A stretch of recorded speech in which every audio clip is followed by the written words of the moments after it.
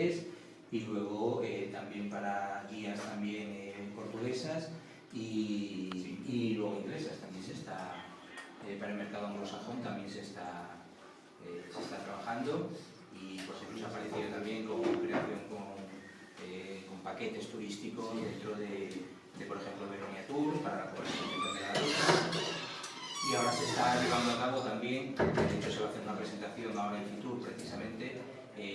con la creación de los primeros paquetes turísticos ligados a la ruta de Carlos V, que se está haciendo por una agencia de viajes, mayorista minorista, que ha planteado 3 grandes paquetes turísticos, uno en las rutas cántabras, es decir, de la última ruta, lo que cogen todos los municipios de Cantabria,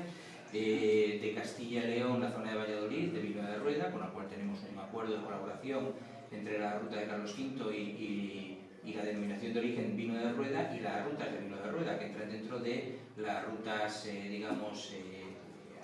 nivel nacional, de las rutas vinícolas que también se están promocionando dentro del Club de Producto Turístico de España.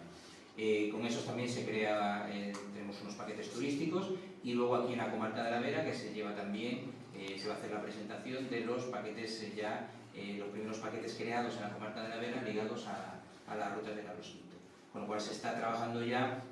la parte de la comercialización turística, no solamente lo que era la parte de promoción turística, sino también comercialización y venta de los paquetes turísticos que se pueden ligar a los distintos territorios, en este caso socios de la red de cooperación.